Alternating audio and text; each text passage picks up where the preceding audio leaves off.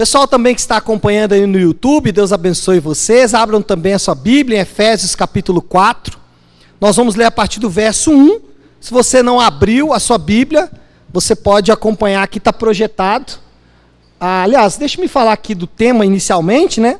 Maturidade dos crentes, edificação da igreja. A gente vai falar exatamente sobre isso.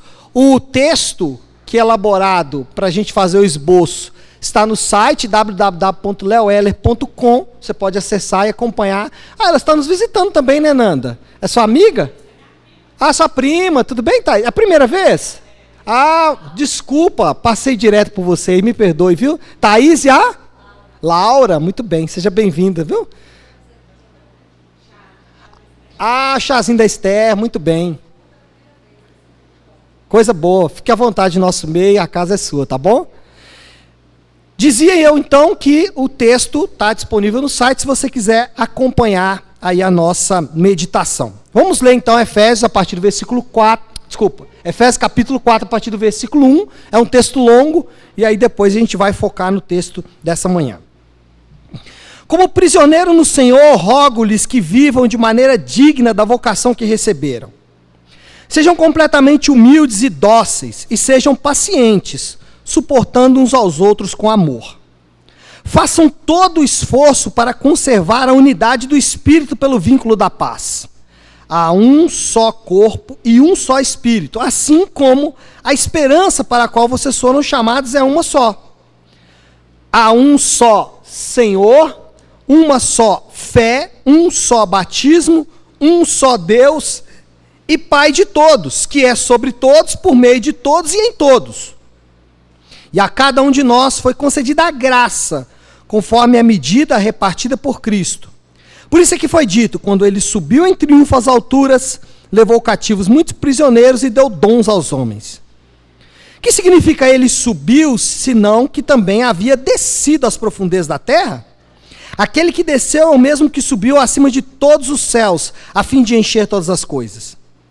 E ele designou alguns para apóstolos, outros para profetas, outros para evangelistas e outros para pastores e mestres, com o fim de preparar os santos para a obra do ministério, para que o corpo de Cristo seja edificado, até que todos alcancemos a unidade da fé e do conhecimento do Filho de Deus, e cheguemos à maturidade, atingindo a medida da plenitude de Cristo.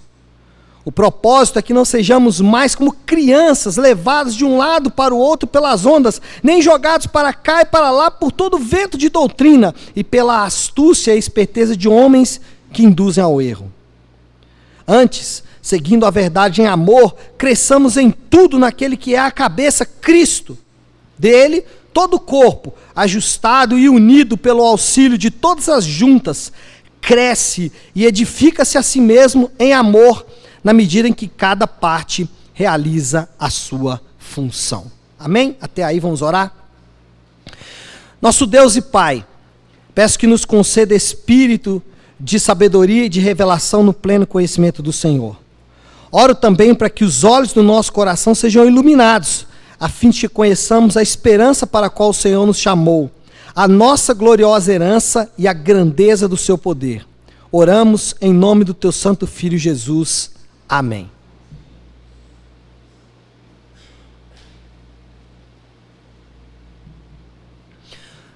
O texto inteiro que nós acabamos de ler, do versículo 1 até o versículo 16, trata de um assunto. Paulo está tratando da unidade da igreja e o que Deus intentou quanto a essa realidade para o seu povo. De acordo com Paulo, e aqui eu estou fazendo uma introdução de todo o texto, de acordo com Paulo, a igreja é um povo só, ainda que se manifeste por meio de uma diversidade de pessoas. Para Paulo, a igreja é uma só, ainda que composta por vários membros. Paulo elenca, em segundo lugar, 4 realidades quanto ao tipo de unidade que Deus pretende para o seu povo. E quando Paulo faz isso, ele de alguma forma nos apresenta um tipo de unidade que é diferente da unidade que muitas vezes esperamos. Para muitas pessoas, a unidade da igreja é uma espécie de uniformidade. Então, para muitas pessoas, a ideia de se ter várias denominações é algo ruim. Como se o certo fosse que nós tivéssemos apenas uma igreja. Se assim fosse, Deus o faria. Deus jamais permitiria que a igreja dele fosse algo que ele não projetou que fosse. Portanto, devemos entender unidade não do ponto de vista da uniformidade, mas entender a unidade a partir do que Paulo falou: um só Espírito, um só batismo, uma só fé e um só Deus. Paulo elenca então 4 realidades quanto à unidade. Primeiro, do versículo 1 ao versículo 3, ele vai falar que a unidade, ela produz qualidades de caráter que são inerentes da unidade. Ou seja, aqueles que estão unidos a Cristo e unidos uns aos outros, foi o assunto do capítulo anterior, capítulo 3 de Efésios. Paulo trata de como Deus, de maneira extraordinária e surpreendente, uniu em um povo só, judeus e gentios. E ele quebrou a parede da inimizade, transformando então a igreja em um povo só. Então, por causa disso, no capítulo 3, ele diz: olha, essa unidade, unidos uns aos outros e unidos a Cristo, gera qualidades de caráter que são naturais. Do versículo 3 ao 6, ele vai dizer que a unidade ela tem uma procedência, que é a Trindade. E o jogo de palavras de Paulo aqui é impressionante, porque assim como Deus é um só, que se expressa em 3 pessoas distintas, a igreja é uma só, ainda que se expresse em várias pessoas. Na terceira etapa aí, no terceiro realidade que Paulo elenca, ele fala que a unidade ela é enriquecida pelos dons esses que são concedidos aos crentes. E aí, ele trata do versículo 7 ao 12 sobre isso. Por fim, Paulo diz que a unidade produz algo: maturidade e edificação da igreja. Anteriormente, nós tratamos das 3 primeiras realidades. E se você quiser aprender um pouco mais sobre isso, basta acessar o nosso canal no YouTube. Acho que estão todas lá, né, Jean? Não sei se de Efésios faltou alguma, né? 1 ou 2 só, mas estão quase todas lá. Você pode acessar depois. A gente está tendo alguns problemas aí com as nossas questões elétricas e eletrônicas, na verdade, né? Mas enfim.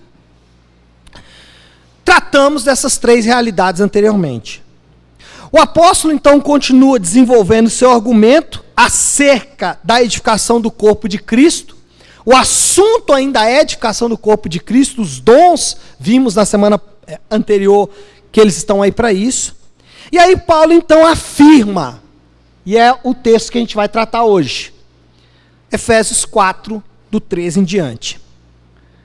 Até que todos alcancemos a unidade da fé e do conhecimento do Filho de Deus e cheguemos à maturidade, atingindo a medida da plenitude de Cristo.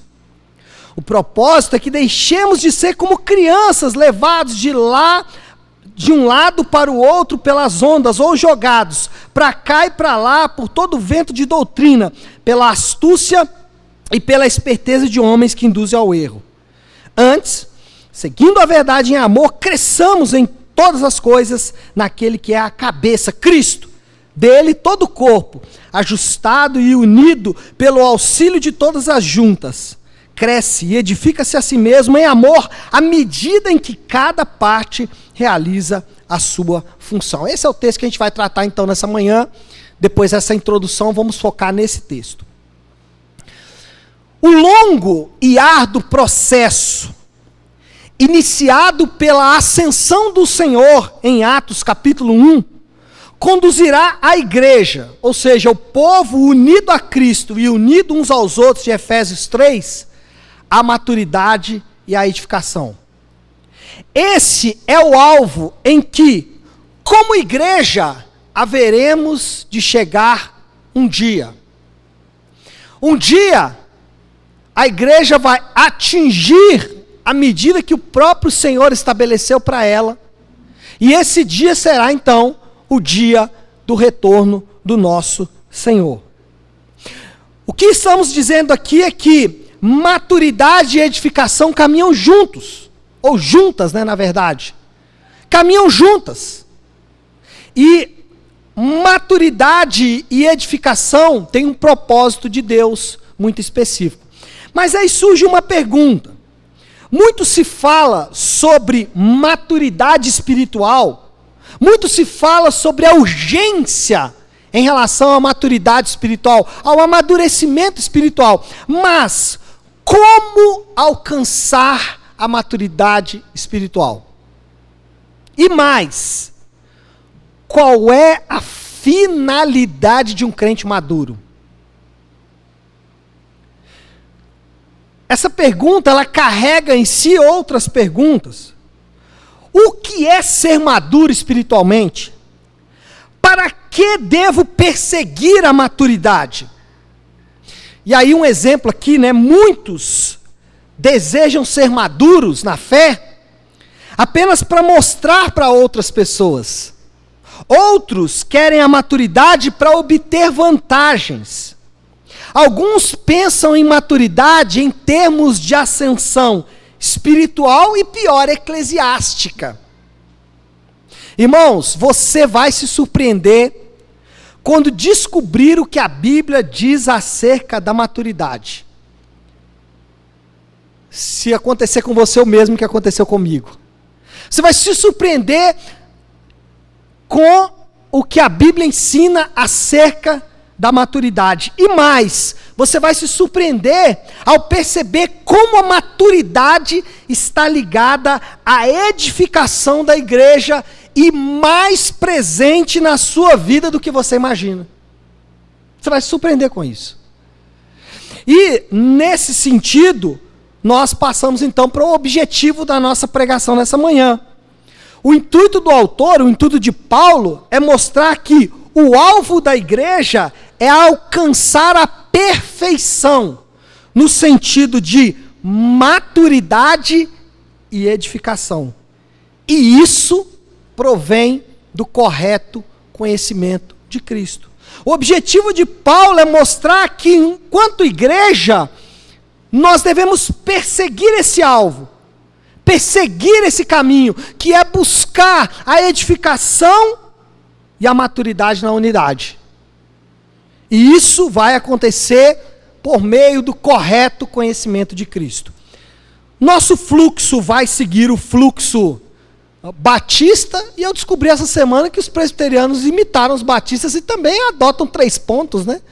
Nós estamos vendo uma aula lá, né, Tamir? E o pastor presbiteriano fala isso. Esses presbiterianos ficam imitando os batistas, né? Dá nisso. Brincadeira, viu, gente? Mas o nosso fluxo vai seguir ali 3 pontos, né? E aí, em minha defesa, os 3 pontos são de Paulo. Então, mostra, né, que Paulo era batista. Não estou brincando, não era nada. Brincadeira. Para com isso, Leonardo. Foca aí. Foca no serviço, meu filho. 3 pontos, então. O limite do trabalho, a maturidade plena e faltou um A ali, né? A edificação do corpo. Serão, então, os nossos 3 temas dessa manhã. Eu vou começar, então, falando do limite do trabalho. Efésios 4:13 diz assim: até que alcancemos.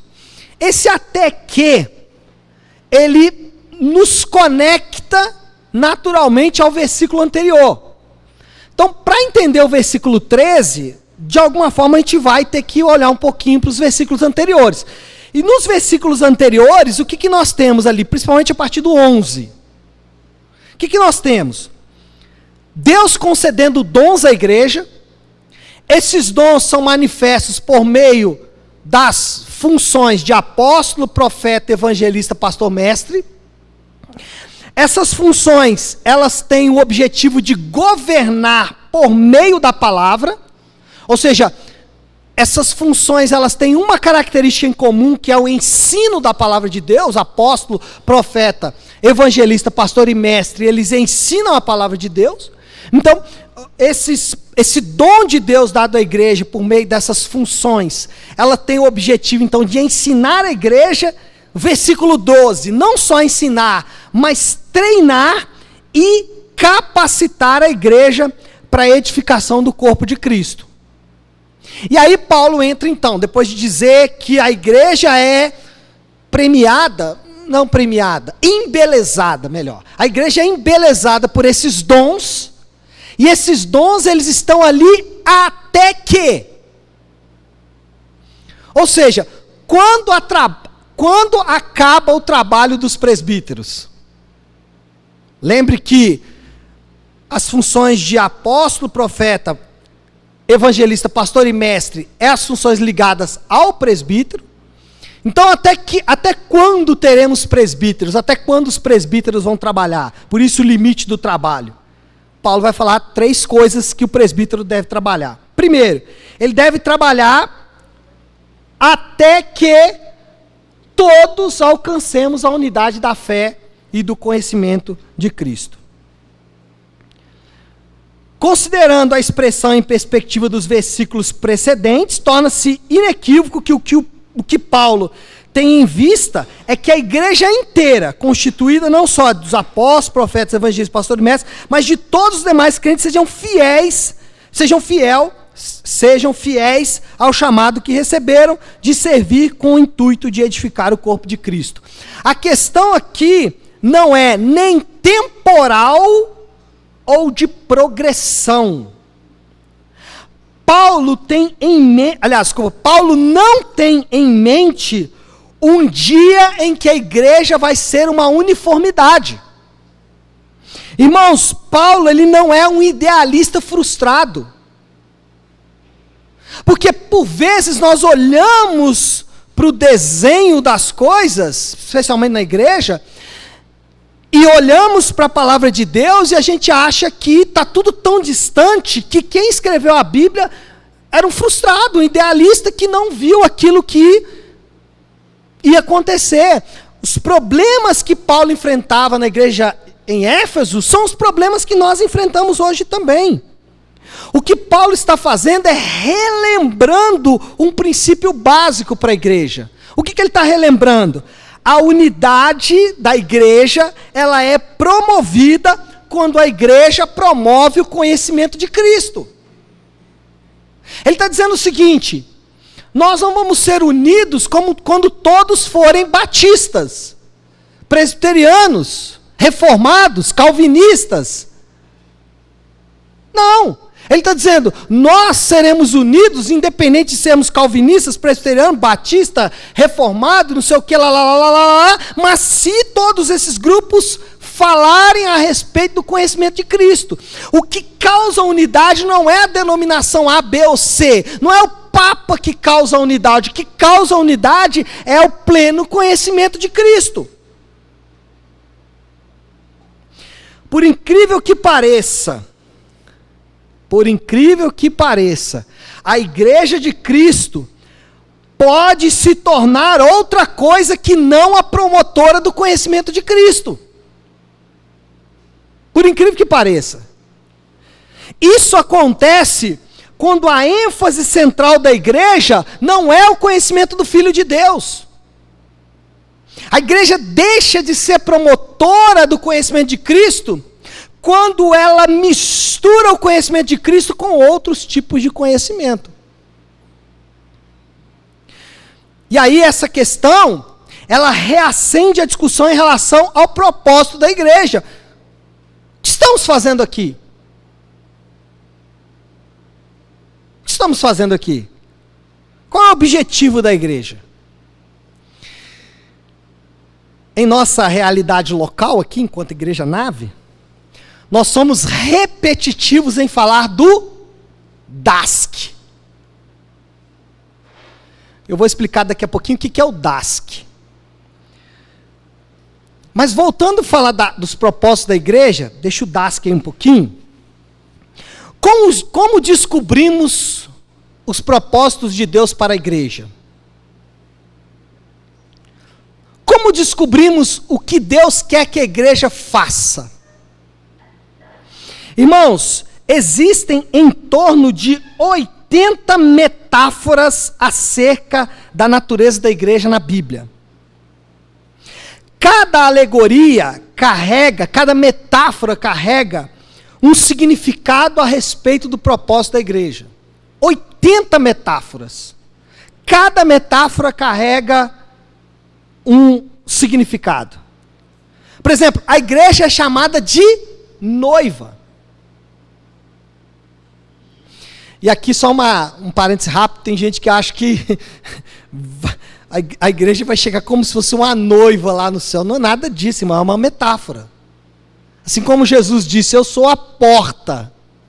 Ele não estava querendo dizer com isso que ele era mal educado, não. Ele estava querendo dizer que ele é a única entrada para o reino de Deus, a salvação. Mas enfim. Metáforas como noiva, família, templo, lavoura, etc, etc, etc. Quando nós juntamos todas essas metáforas, essas alegorias, essas 80 alegorias, nós chegamos então nos propósitos. Porque aí você pega, o que é o propósito de Deus quando Ele chama a igreja de noiva, de família, de lavoura? E aí quando você junta tudo isso, você chega então em 4 propósitos. E aqui só um comentário rápido, que alguns irmãos podem chegar em 5 ou até 6 propósitos, mas esses propósitos ligados a esses 4 que eu vou falar. 4 é melhor para ajudar na nossa didática. E aí a gente volta para o DASC. O que é o DASC? É os 4 propósitos da igreja. Para que a igreja existe? A igreja, ela existe para cumprir esses 4 propósitos. O que é? Discipulado. A igreja tem que discipular e ensinar os caminhos do Senhor. Adoração é o A do DASC. Serviço, ou seja, servir uns aos outros. Aqui entra missões, evangelismo, que alguns irmãos vão desmembrar aqui, não tem problema nenhum. E comunhão. Esses são os propósitos de Deus para a igreja. Quando cumprimos os propósitos de Deus, Deus diz, vocês devem fazer isso. DASC, 4 propósitos. Quando cumprimos esses 4 propósitos, naturalmente alcançaremos a unidade da fé e do conhecimento do Filho de Deus. Eu quero que você perceba aqui nesse primeiro ponto a pungente importância de frequentar igrejas saudáveis. Por quê? Uma igreja que não tem clareza quanto aos seus propósitos, ela pode se distrair em relação a esses propósitos e não estar mais trabalhando para alcançar a unidade no pleno conhecimento do Filho de Deus. E o trabalho dos presbíteros é lembrar a igreja, estamos aqui para isso. Agora, pense um pouco. Não existem igrejas saudáveis sem crentes saudáveis. Note, igreja saudável não se faz pela sua doutrina apenas, ainda que a doutrina seja importante, a gente fala daqui a pouco. Igrejas saudáveis, ela se faz basicamente com crentes saudáveis. Então, para que você frequente uma igreja saudável, a premissa básica, você precisa ser um crente saudável.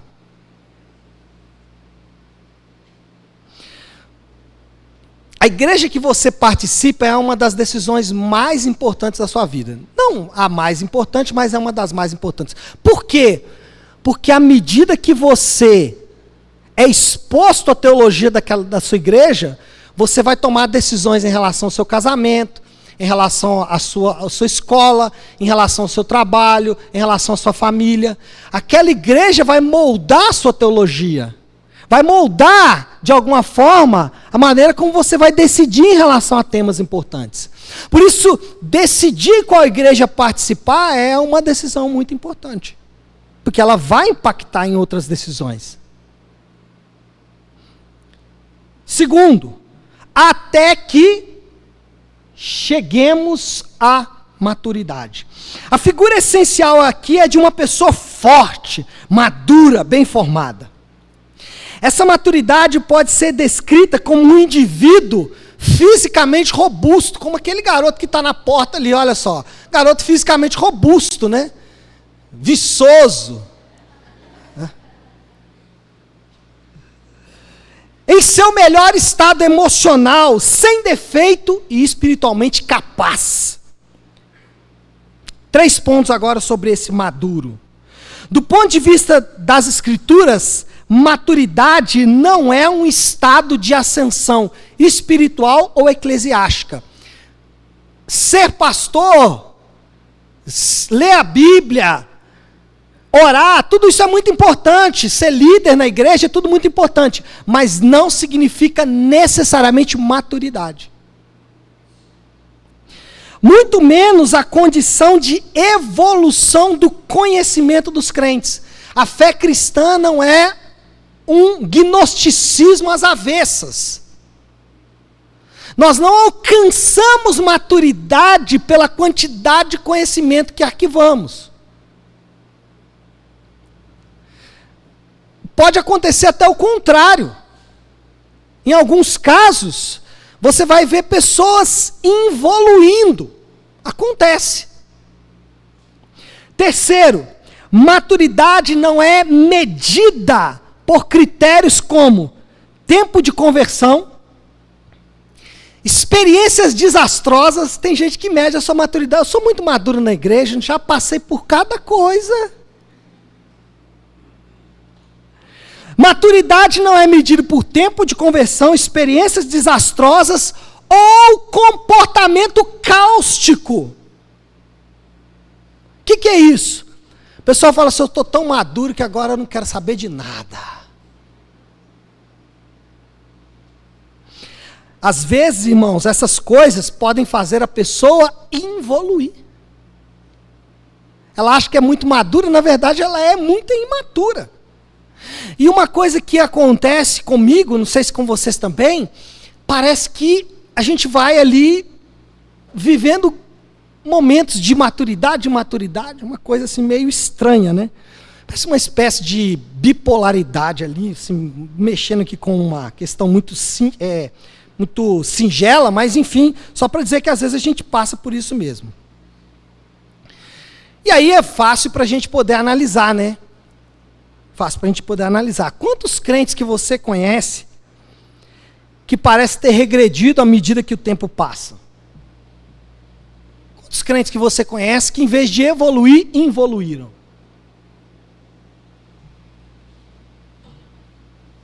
E a pergunta talvez, né? E você? Calvino ensina: o homem só é perfeito em todos os aspectos quando está em Cristo. O homem só é perfeito em todos os aspectos quando está em Cristo. Daqui a pouco, Paulo vai estabelecer o protótipo da maturidade. Então, o que é ser maduro? Eu vou deixar aqui isso em suspense. Daqui a pouco eu vou voltar nesse ponto. Paulo vai voltar no próximo versículo. Terceiro limite do trabalho dos presbíteros: atingindo a medida da plenitude de Cristo. É a plenitude daquele que cumpriu de maneira completa a missão terrena pela qual ele fora ungido. A medida é por Cristo, que cumpriu em obediência o que ele foi chamado em fazer. E que anseia, esse que cumpriu o que foi chamado a fazer, anseia por conceder a todos os que creem nele salvação plena e perfeita. Novamente aqui, o terceiro aspecto de Paulo: não são elementos modernos ou progressistas que estão em perspectiva. Quando Paulo fala sobre alcançar a plenitude de Cristo, não é uma espécie de papo de coaching. Não é uma espécie aí de domínio do seu corpo, né? Quem vê nas redes sociais aí, às vezes, vê os caras falando umas coisas bizarras aí, em relação à evolução. E aí ele diz: você tem que alcançar uma plenitude, que você domina seu corpo, sua mente, e lá, aquele papo que a gente já conhece. Irmãos, Paulo não está pensando aqui em uma linha de chegada. Paulo não está traçando aqui uma jornada dos vencedores. Não. O que está em vista não são os indivíduos. O que está em vista é o exemplo deixado por Cristo em obediência plena ao Pai. O que Paulo está dizendo é que alcançamos ou chegamos ao lugar da plena perfeição olhando para a obediência de Cristo em nosso favor. Olhando para o que Cristo fez em nosso favor. E aí nós temos então o escopo central da vida da igreja. Qual que é o escopo central da vida da igreja? Cada crente com seu próprio dom, pastor, apóstolo, profeta, evangelista, pastor e mestre, treinado pelos líderes da igreja, devem trabalhar para que Cristo seja apresentado, representado e evidenciado. Esse é o escopo central da vida da igreja. Cada crente, equipado com dons dados pelo Senhor, trabalha para que Cristo, Ele, seja apresentado, representado e evidenciado. Calvino disse algo muito lindo sobre esse texto. Ele disse o seguinte: não devemos nos sentir envergonhados de sermos alunos da igreja, a qual Cristo confiou nossa educação. Não devemos nos sentir envergonhados de aprendermos com os irmãos. Por quê? Porque aprove ao Senhor confiar à igreja a nossa educação.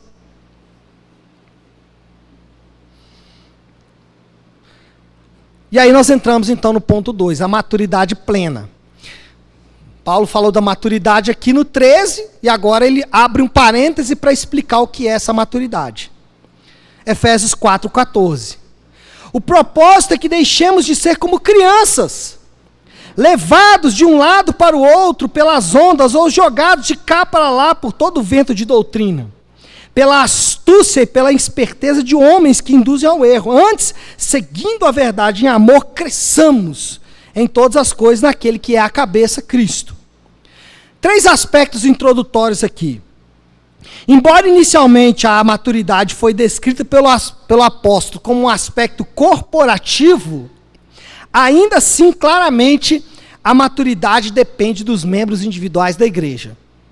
Segundo, de acordo com o texto, o protótipo da maturidade está caracterizado em termos negativos e positivos, no que eu tenho que deixar de fazer e no que eu tenho que passar a fazer.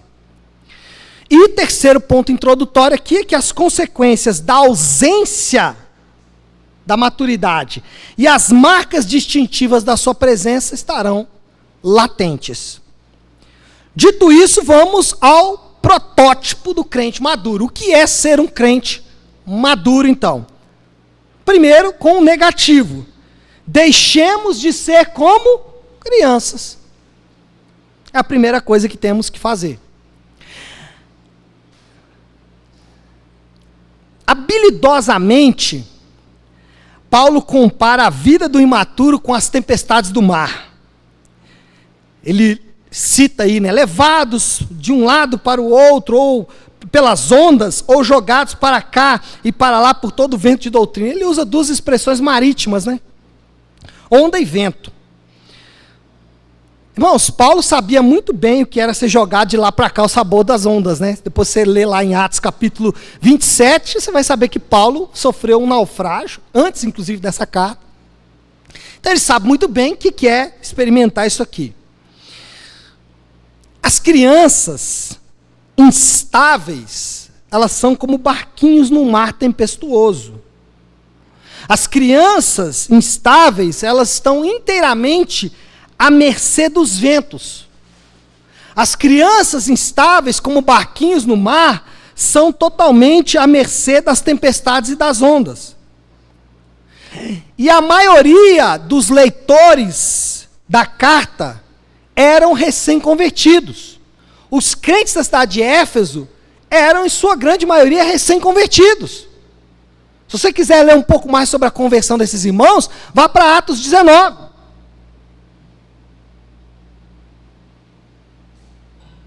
E tem uma coisa que marca a conversão desses irmãos.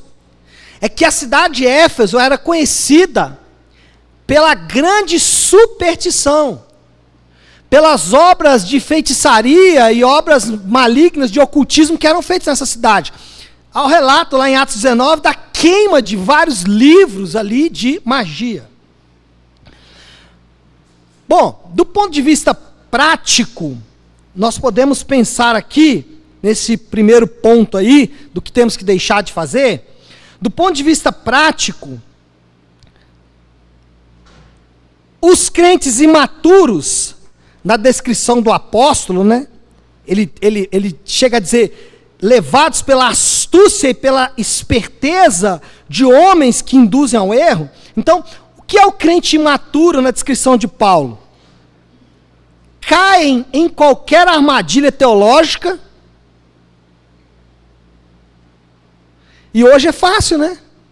YouTube. Irmãos, o YouTube é uma bênção, mas quanta confusão que causa, hein? E eu fico muito feliz quando alguém manda um vídeo para mim, que ele viu lá no YouTube, no Instagram, porque eu tenho condições de ouvir o que o meu irmão ouviu e posso ajudá-lo. Porque o que tem de bobajada no YouTube, interpretação mal feita, ensino torto, ensino equivocado, não é moleza. Caem em qualquer armadilha teológica. Crentes imaturos, na descrição de Paulo, não conhecem a palavra de Deus e, consequentemente, não podem resistir à artimanha dos homens. Ademais, crentes imaturos não conseguem nunca chegar a convicções definitivas, estão sempre de um lado para o outro, são inconstantes e o pior, em muitos casos, pensam que já alcançaram a maturidade. O pior não é ser imaturo, é achar que é maduro. É ter uma falsa segurança, porque viu um vídeo na internet, porque estudou isso, aquilo, outro. Calma que eu estou falando primeiro a parte negativa, daqui a pouco eu vou falar a parte positiva. Paulo, na verdade, né? As crianças, isso é natural das crianças, né? Gostam de emitir juízos acerca de assuntos que elas não dominam. A criança, ela emite um juízo com facilidade, de um assunto que ela nem sabe. Sempre tem a solução para as grandes questões da igreja. Um crente maturo, para ele, o problema da igreja é resolvido facilmente. Em um papo, em uma conversa, na comunhão da igreja, ele vai resolver, às vezes, questões que estão permeando a igreja há 2000 anos aí, pelo menos. Nós nos identificamos quando nós agimos assim. Juízos temerários. Emitir opinião sobre assuntos que você não domina. Literalmente aqui, quer conhecer alguém, come um pacote de sal com ela. Pessoas querem discursar sobre finanças, sendo que ele não consegue pagar suas contas em dia. Pessoas querem falar sobre casamento, sendo que brigam toda semana. Pais querem falar da educação dos seus filhos, sendo que eles não educam seus filhos nos caminhos do Senhor. Finalmente, sempre existirá. Se você estivesse numa igreja pentecostal agora, o pregador ia falar com você assim, me ajuda a pregar aí, fala com o irmão do teu lado. Sempre existirá, mas você não vai precisar fazer isso não, porque não vai bobagem. Mas enfim, sempre existirá, irmão, sempre, os impostores e os hipócritas que ameaçam a fé. Sempre. Por isso é que Deus nos deu a palavra dele, para lutarmos contra os ventos e tempestades das doutrinas falsas. E aí, em contraste com a instabilidade doutrinária, qual que é a marca do imaturo? Instabilidade doutrinária. Em contraste com a instabilidade doutrinária, que é a marca do imaturo, versículo 15. Antes, seguindo a verdade em amor. E nós entramos no segundo ponto. Antes, seguindo a verdade em amor, cresçamos em todas as coisas naquele que é a cabeça, Cristo. Deixe de ser criança. Siga a verdade em amor crescendo. Primeiro aqui, que a intenção de Paulo não é ensinar sobre a anatomia humana, né, gente? Mas sim, ele quer mostrar como que cresce o corpo de Cristo. A ênfase recai sobre a cabeça. Ou seja, Cristo, aquele em quem devemos crescer e aquele de quem vem o nosso crescimento. O que nós temos que crescer enquanto crentes é em Cristo. E aí, ele é a fonte, porque é dele que vem o crescimento. E ele é a natureza do crescimento. Nós temos que crescer acerca dele. E aqui talvez é o grande contraste com muitos púlpitos. Porque se a minha ideia é fazer você crescer, eu posso te ajudar, por exemplo, em questões secundárias, como dominar seu corpo, sua mente e tal. Mas, se o foco é que você cresça na cabeça, eu não penso em você. Você não pensa em você, pensa nele. A ideia de Paulo aqui é que Cristo seja apresentado, estudado, falado, porque uma vez que conheçamos Cristo, nós vamos crescer naturalmente. Porque Ele é a fonte e Ele é a natureza do nosso crescimento.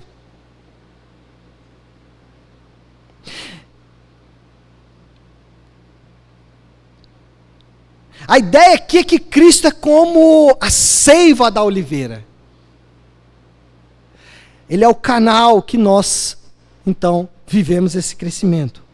Agora, se perguntarmos como a igreja cresce, então, para a maturidade, Paulo está com a resposta pronta, seguindo a verdade em amor.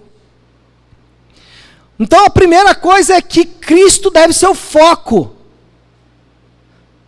Temos que aprender sobre Ele, crescer sobre Ele, Ele é a fonte, a natureza. Mas como fazemos isso? Por meio de seguir a verdade em amor. O ponto de Paulo aqui é que quando os crentes permitem que a igreja, seja jogada para lá e para cá, pelas baforadas ferozes dos falsos mestres, eles a condenam à perpétua imaturidade. Quando os crentes permitem que os falsos mestres tenham lugar de fala, a igreja condena, os crentes condenam a igreja à imaturidade. Ao invés disso, nós precisamos da verdade e do amor. John Stott observa muito bem sobre isso, ele diz o seguinte: graças a Deus que há aqueles na igreja contemporânea que estão resolutos, custe o que custar, no sentido de defender e sustentar a verdade revelada por Deus. Graças a Deus que temos pessoas que estão dispostas a sacrificar sua reputação, seus gostos, seus desejos, suas vontades, em defesa da verdade, John Stott diz. Mas ele continua dizendo: mas às vezes revelam uma notável falta de amor. Tem misericórdia, Senhor, de nós. E ele continua dizendo: outros cometem o erro oposto. Estão resolutos, custe ao que custar, a sustentar e demonstrar o amor. Estão dispostos a sacrificar até mesmo as verdades centrais da revelação. De um lado, pessoas que se apegam à verdade sem amor. Do outro lado, pessoas que falam só do amor, mas esquecem a verdade. Como se as duas coisas não estivessem ligadas. Nesse sentido, a verdade se torna árida se não for temperada com amor. A verdade se torna árida se não tiver amor. E o amor se torna fraco, se torna lânguido, se torna sem consistência, se não for potencializado pela verdade. Quer um exemplo? Jesus nos ensinou essa mistura em seu tratamento com as pessoas. O Filho de Deus era capaz de advertir e admoestar as pessoas, às vezes de uma maneira tão direta, tão cáustica, quanto aos seus desvios da vontade de Deus, de maneira direta e honesta. E ele fazia isso em amor. Quando ele advertia os fariseus, quando ele advertia os discípulos, ele era direto, ele era honesto, mas era amoroso. Ele não deixava de ensinar, ele não deixava de desconstruir o que a religião judaica havia construído ao longo de todos os séculos anteriores. Ele não deixava de mostrar a perspectiva de Deus em relação à vontade de Deus, fazendo isso em amor, ainda que direto, ainda que honesto, e às vezes, para a cabeça de alguém no século 21, até de uma maneira mal educada. E o exemplo clássico é quando ele entra lá no templo e sai chicoteando, os vendilhões do templo. Pode parecer algo muito duro, mas ele fez isso em amor. Por quê? Porque a questão do amor, muitas vezes, e a questão da verdade, nós conectamos essas coisas à forma. Então, verdade e amor, eu conecto à forma. Quer um exemplo? Muitas pessoas estão preocupadas com a forma, em vez de se preocupar com o conteúdo. Ah, mas a forma como fulano se dirigiu, a forma como o ciclano falou, ok, a forma, ela é importante, mas o que de fato importa é o conteúdo. E tem gente matando o mensageiro, em vez de ouvir a mensagem.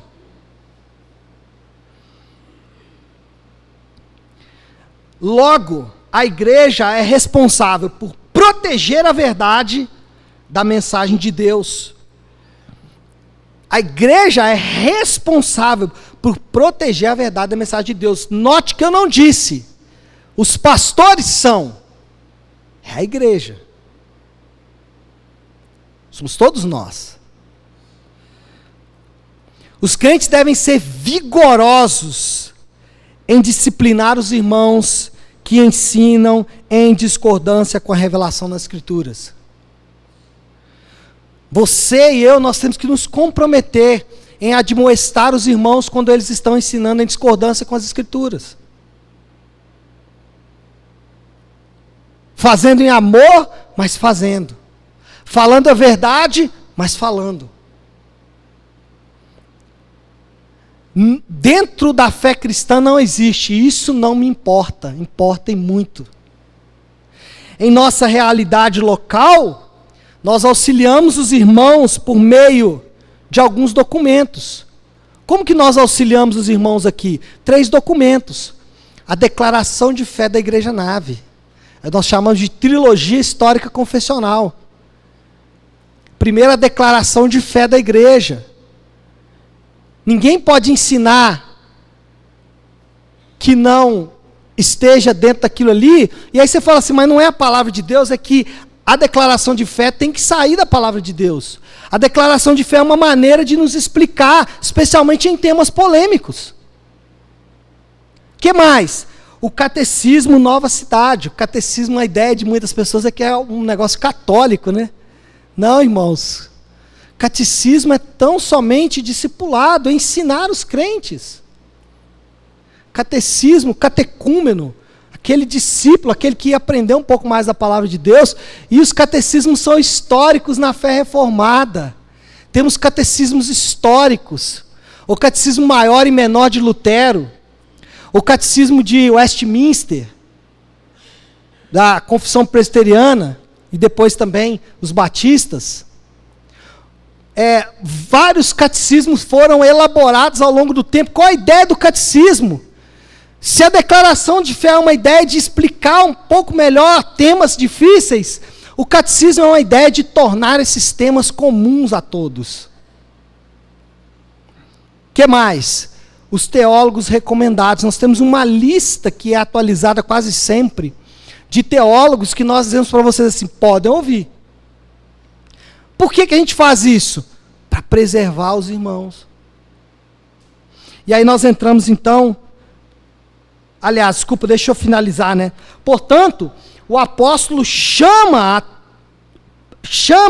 a atenção para a labuta de todos os crentes. Qual é a labuta de todos os crentes? Deixar as práticas de crianças, caracterizado pela instabilidade doutrinária, e seguir a verdade de Deus aliada ao amor. Como que amadurecemos? Quando deixamos a instabilidade doutrinária, deixamos a instabilidade em relação às verdades de Deus e abraçamos, de um lado deixa, para, e do outro lado passa a fazer. Abraçamos a boa palavra de Deus. É assim que amadurecemos. E o crente maduro, ele é caracterizado por ser um seguidor fiel da verdade. Porque a verdade, ela revela Cristo, que é o cabeça. E aí nós chegamos então no último ponto, que é a edificação do corpo. Versículo 16. Dele, todo o corpo, falando da cabeça, né? Versículo 15. Dele, todo o corpo, ajustado e unido, pelo auxílio de todas as juntas, cresce e edifica-se a si mesmo em amor, à medida que cada parte realiza a sua função. Paulo chama a atenção do amor mais uma vez, né? Falou no versículo anterior, que agora fala de novo, destacando a importância do amor. Qual é o ponto aqui? Paulo está concluindo essa sessão, do versículo 1 ao 16, dizendo que Cristo, como cabeça, faz com que seu corpo, a igreja, exista e viva. Ele é o cabeça da igreja em todos os sentidos, espiritual, orgânico, vital e real. Como cabeça, ele exerce a sua liderança sobre a igreja, e ele faz isso de fato sobre todas as coisas em prol da igreja. Então, o que Paulo está dizendo é que o principal agente de preservação da igreja é o próprio Cristo. Por isso que não precisamos gastar muito tempo para defender a igreja. Porque ela não será destruída. E eu poderia dar 2 exemplos rápidos. O primeiro deles é que ela nunca foi ao longo da história. Nunca foi. E ela já sofreu muito mais. E segundo, mesmo em lugares extremamente insalubres, a igreja sobrevive. A pastora Flávia falou que do Oriente Médio, 17 nações, se eu der o número errado aqui, vocês me ajudem, tá? 17 nações, das quais 13 perseguição extrema. Se tem uma coisa que não é bom ser no Oriente Médio, é cristão. E o que você encontra lá? Crentes. Então, Cristo, ele trabalha exercendo a sua liderança sobre a igreja. Trabalha em todas as coisas. Desse modo, a mensagem central que o apóstolo está transmitindo é que a igreja deve a sua edificação e a sua maturidade a Cristo. Paulo acrescenta um ponto derradeiro. Tal como o corpo humano, quando devidamente ajustado, da mesma forma que o corpo humano, quando sustentado e vinculado, ajustado por todas as suas juntas, experimenta amadurecimento saudável, Da mesma forma, a igreja, ela também experimenta crescimento saudável na medida em que cada parte realiza a sua função. O que Paulo está dizendo? Olhe para o seu corpo. O seu corpo funciona bem quando tudo está no lugar, não é? Pois é, assim também é na igreja.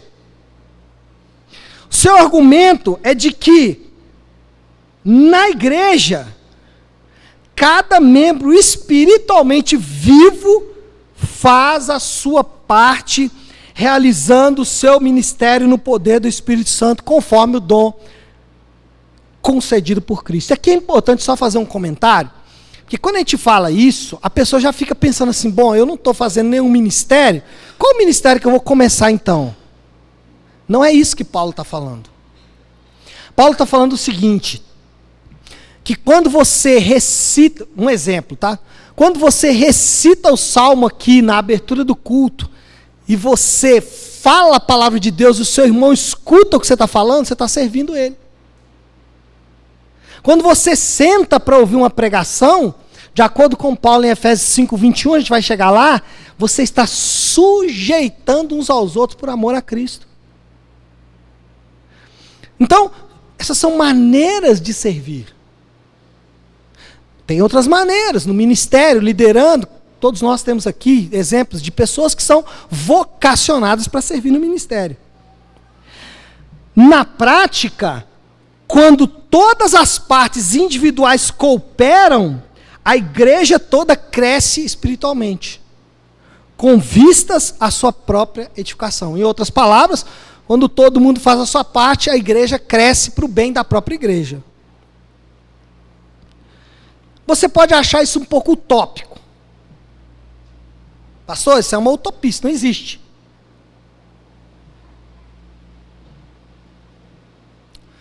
Quantas vezes você foi edificado pelo testemunho de outro irmão na igreja?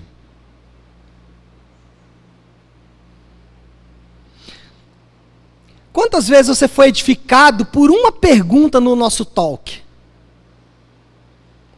Quantas vezes você foi edificado na oração do irmão aqui na igreja? Quantas vezes você foi edificado quando você ouve um irmão cantando? Às vezes você sabe que aquele irmão está passando uma luta terrível. E ele está cantando ali, incomparáveis são suas promessas para mim. Você olha para aquele irmão e fala, como ele está conseguindo cantar isso? É o que Paulo está dizendo. Paulo está dizendo, quando você canta mesmo, estando enfrentando uma grande luta, e o seu irmão vê isso, isso edifica ele e edifica a igreja. Quantas vezes você foi edificado na maneira como alguém trata os seus filhos, na maneira como alguém trata o cônjuge? Quantas vezes você foi edificado com o testemunho dos solteiros? Quantas vezes você foi edificado na alegria do irmão? Ou quantas vezes você foi edificado na maneira como ele lida com a tristeza? Quantas vezes você foi edificado com as coisas erradas que os pecadores fazem? Quantas vezes o pecado do seu irmão edificou você, mesmo seja o pecado na lida uns dos outros? Eu poderia ficar aqui falando, e falando, e falando, mas fiquemos com Paulo. Dele todo o corpo, ajustado e unido pelo auxílio de todas as juntas, cresce e edifica-se a si mesmo em amor, à medida em que cada parte realiza a sua função. Para nossa tristeza, nos últimos anos, foi ensinado em muitos círculos, alguns influenciados pela teologia liberal, outros em reação aos abusos cometidos por alguns líderes, de que nem todos precisam servir as suas igrejas locais. Para nossa tristeza, nos últimos anos, nós somos ensinados que não precisamos servir as nossas igrejas locais. Essas pessoas argumentam que se elas já estão trabalhando, estudando ou socializando, nesse caso a sua tarefa está automaticamente cumprida. Ok, você está fazendo isso lá fora, mas quem está fazendo aqui? O resultado, irmãos, é que a igreja foi amputada de membros preciosos. O que Paulo aponta nesse texto de maneira inequívoca é que todos devem fazer a sua parte no corpo de Cristo para a sua edificação. Sabe o que Paulo fez aqui? Paulo trouxe o assunto para bem perto de nós. Ele trouxe o assunto para o nosso lado. Ele não deixou que nós tangenciássemos e colocássemos o assunto lá para longe. Não, ele trouxe o assunto para bem próximo. Calvino comentou: nenhum crescimento é de utilidade quando não corresponde a todo o corpo. A pessoa que deseja crescer isoladamente segue um rumo equivocado. E com essa maravilhosa palavra, ele encerra essa notável sessão de sua correspondência. Com esse versículo 16, Paulo encerra então o assunto sobre a unidade. E a nossa conclusão, por causa disso, pensando aí em todo o texto, é que nós temos uma belíssima visão da unidade da igreja. O povo de Deus deve demonstrar amor, unidade, diversidade e maturidade crescente. Nossa conclusão é: Paulo pinta um quadro primoroso que retrata uma comunhão que se aprofunda, o desejo de manter a unidade cristã visível, um ministério ativo de todos os crentes e um crescimento constante e maduro para a edificação do corpo de Cristo, sustentando a verdade em amor. Somente então vamos enxergar o brilho e a beleza da igreja. No início, eu perguntei: como alcançar a maturidade espiritual e qual a sua finalidade? Foi a pergunta inicial. Paulo responde. Como que Paulo responde? Deixemos de ser crianças antes. Aliás, o propósito... Não, porque o meu aqui está mais completo. O propósito é que deixemos de ser como crianças antes, seguindo a verdade em amor, cresçamos em todas as coisas naquele que é cabeça, Cristo. Dele, todo o corpo, ajustado, unido pelo auxílio de todas as juntas, cresce e edifica-se a si mesmo em amor, na medida em que cada parte realiza a sua função. Confesso publicamente que vejo muito disso que Paulo falou no texto em nossa comunidade. Confesso publicamente que vejo muito disso que Paulo falou aqui, nessa manhã, sentado nessas cadeiras. Reconheço que de minha parte falta muita coisa e que preciso melhorar. Mas também reconheço o quanto eu e a minha casa somos edificados pela vida de diversos irmãos. Eu poderia citar aqui nominalmente, mas posso cometer alguma injustiça.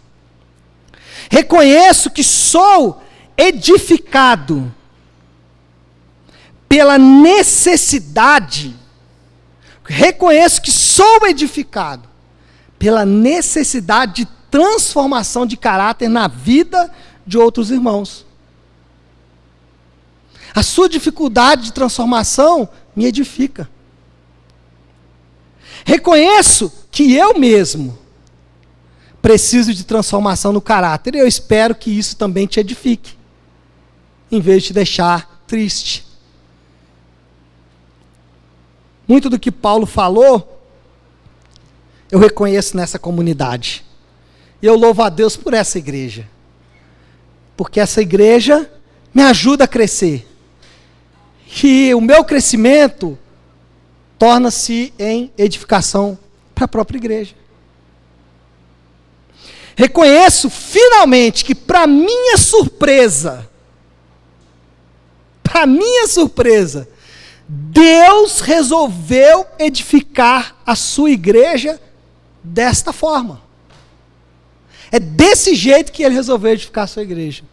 Se ele resolveu fazer assim, por que não vamos nos sujeitar a isso? Feche seus olhos, vamos orar. Eu queria encerrar com os irmãos que estão aí no YouTube. Que Deus abençoe vocês. Uma semana abençoada para todos.